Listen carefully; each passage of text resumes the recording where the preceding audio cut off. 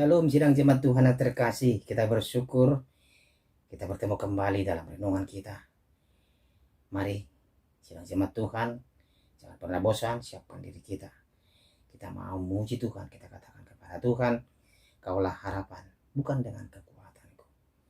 Bukan dengan kekuatanku ku dapat jalani hidupku tanpa Tuhan yang di sampingku. Ku tak mampu sendiri, Engkaulah kuatku yang menopangku. Ku pandang wajah-Mu dan berseru, pertolonganku datang dari-Mu. Peganglah tanganku, jangan lepaskan. Kaulah harapan dalam hidupku. Amin.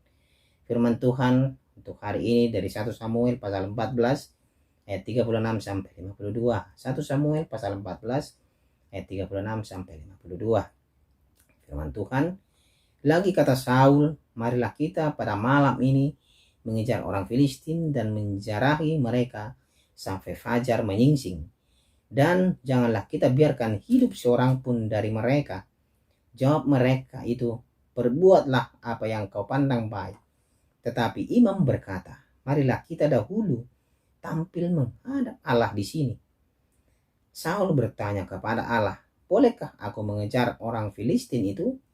Akan kau serahkankah mereka ke dalam tangan orang Israel?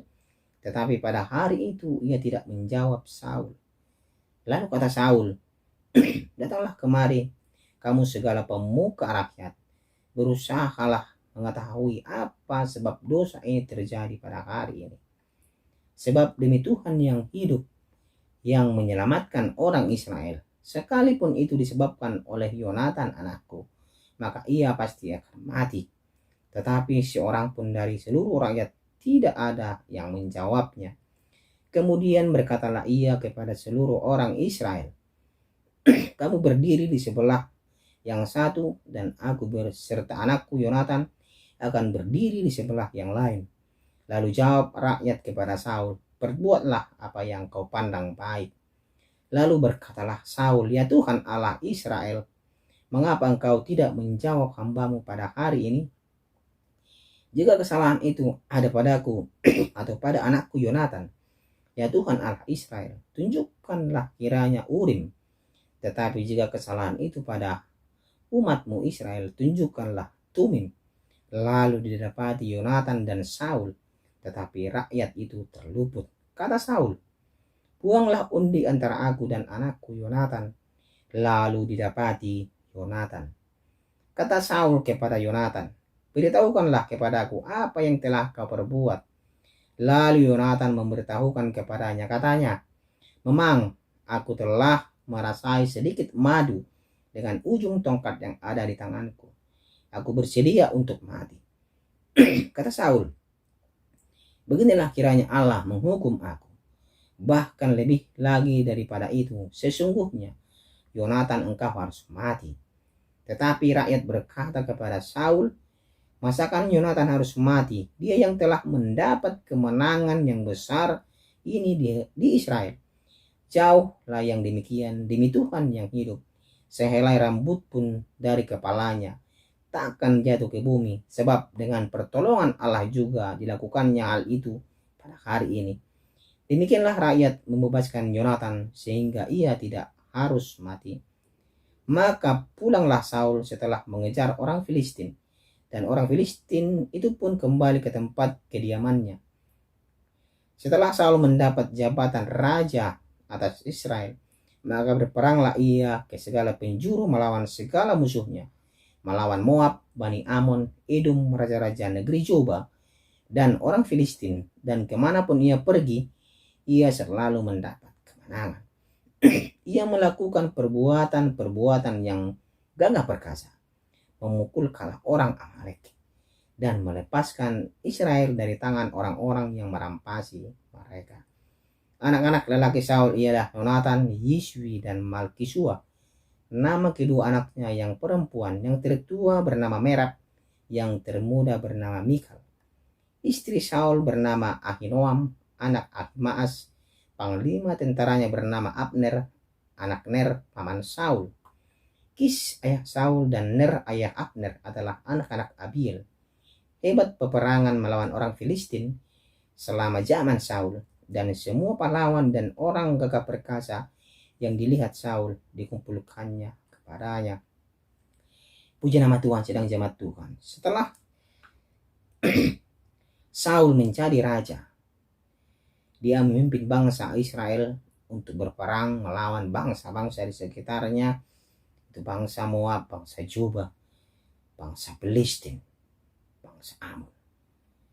Dia gagah perkasa dalam peperangannya. Akan tetapi setelah dia merasakan kemenangan itu, mendapat kemenangan itu, dia ada kesombongan dalam dirinya. Dia tidak melibatkan Tuhan, tapi dia mengandalkan dirinya dalam mengambil segala keputusan. Jadi tema kita pada hari ini adalah mengambil keputusan sendiri. Mengambil keputusan sendiri. Sedang jemaat Tuhan terkasih, ayat 36 mengatakan bahwa imam mengingatkan Saul untuk tanya kepada Allah dulu. Tetapi Saul telah menyuruh rakyat berpuasa dengan ancaman kutuk, sedang jemaat Tuhan. Lalu mendirikan mezbah dengan penuh kepalsuan. Inilah cerminan kerohanian Saul. Imam menyarankan kepada Saul untuk bertanya kepada Tuhan. Ya, inilah saran daripada. Tetapi Saul tetap mengandalkan dirinya.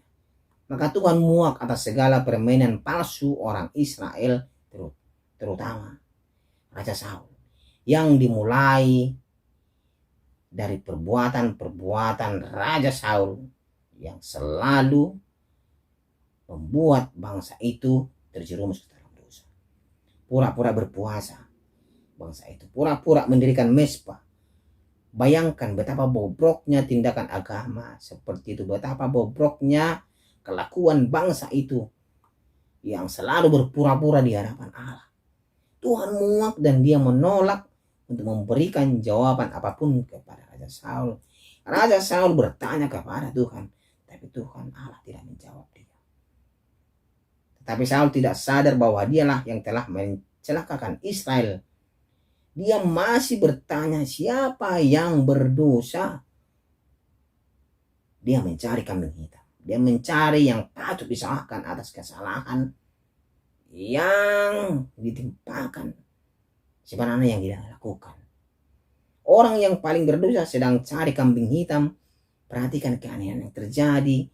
Perhatikan kelakuan daripada Saul. Dia sebenarnya orang yang paling berdosa, tapi dia mencari kambing hitam yang patut disalahkan atas kesalahan dia sebenarnya.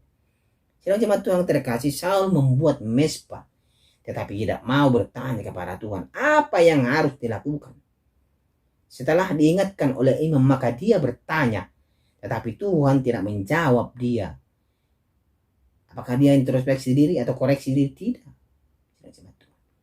Sekarang kita juga begitu. Dan kesombongan kita tidak mau koreksi diri, tidak mau disalahkan. Padahal kita salah. Orang lain mengingatkan kita, malah kita marah. Dia yakin bahwa seluruh Israel yang harus dikoreksi. Inilah kesombongan Saul itu.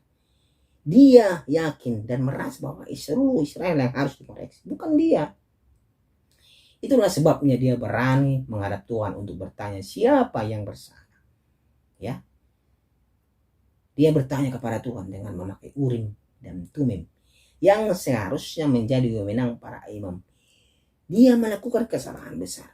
Sebenarnya yang memakai Urim dan Tumim dalam Ulangan 33 ayat 8 itu imam, bukan Saul. Saul itu bukan imam. Yang berhak memakai itu adalah imam. Tetapi dia dengan kesombongan yang memakai. Ini terjadi. Ternyata yang terkena undian adalah Yonatan anaknya. Maka Yonatan mengatakan di dalam ayat 43 tadi yang sudah kita baca bahwa dia telah melanggar sumpah Saul yang mewajibkan seluruh Israel berpuasa. Yonatan bertanya, haruskah aku mati? Ya, haruskah aku mati, kata Yonatan. Aku bersedia untuk mati, kata dia.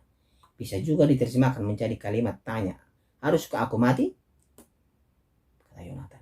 Pertanyaan yang dijawab Saul dalam ayat 44, engkau harus mati, katanya. Pertanyaan tadi Yonatan, ya. Saul menjawab, engkau harus mati. Akan tetapi sedang jemaat Tuhan, rakyat menolak kalau Yonatan harus mati.